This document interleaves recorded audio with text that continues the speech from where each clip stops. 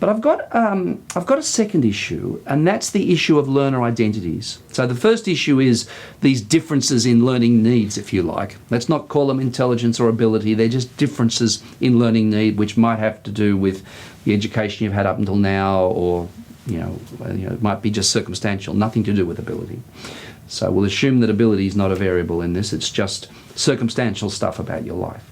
Okay, the second thing though, which is in a way quite different, a second issue is that learners bring identities and subjectivities to school, and to what extent do we ignore those? So if we say to all the children, okay, you're to write this report about volcanoes and it's all the same, write this report about insects, it's all the same, we don't really build on student interest. We don't even try to find out where students are coming from.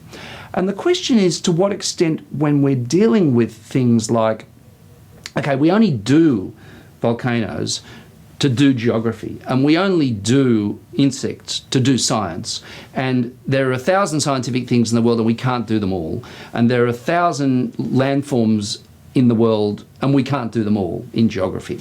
So really what the aim is, it's a disciplinary exercise. It's about geographical thinking and geographical knowledge production. It's about scientific thinking and scientific knowledge production. Really, we've got a disciplinary focus. And in the US, the new Common Core standards are very much on about that. The new next generation science standards are, and the Common Core standards for English language arts and mathematics as well are very much on about this, not doing everything that has to be done, but becoming good at the thinking processes or the knowledge processes that are based in each discipline, rather than learning, having to memorize everything there is factually or and so on. Okay, now what does that mean? The interesting thing it means in terms of learner diversity is we can, for the first time in a way, cater more to students' interests, which is, okay, we're doing information texts, and we want to deal with the way in which one describes a piece of the natural world, like an animal or as opposed to a plant. Animals, including insects, animals at that level, right? Well, choose an animal that you like, because what we want to do is we want to actually deal with the question of how one presents scientific information and thinks scientifically about an aspect of the natural world. Or choose a landform that's in a bit of the world near you, or where you go on holidays, or something you're interested in. So immediately, the first question one does in learning is to find ways to connect with student identities, student interests. And of course, what we want to do is we don't want to just leave them the way they are. I mean, one of the problems with trivial versions of multicultural education is they just simply say, oh, that's very nice, that's your culture, let's do that. But they're not on about pushing you intellectually in terms of these bigger metacognitive goals, if you like. So we want to push you beyond the scope of what we call the life world. The life world is the world of subjective everyday experience, the environment and the culture that you come from.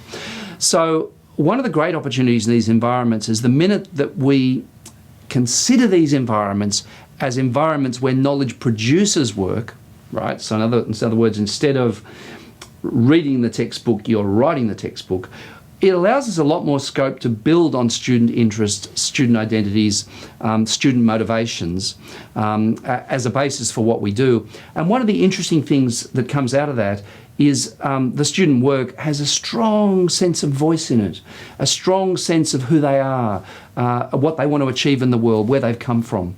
So what you're doing in these environments is actually you have this capacity to valorize diversity and to actually demonstrate those diversities of interest in a profound kind of way, which was historically difficult in these in traditional learning environments. So these for me are a couple of ways in which, in a profound way, I think these kinds of environments can support valuing diversity in the classroom and actually regarding it as an integral, productive part of the learning environment. So what's really interesting is, I actually wasn't that interested in insects, but when I review your insects piece, I now understand why you were interested in insects, and my goodness, that was interesting, and it was so different from what I wrote, which was about pelicans, for example, which I'm really interested in, for example.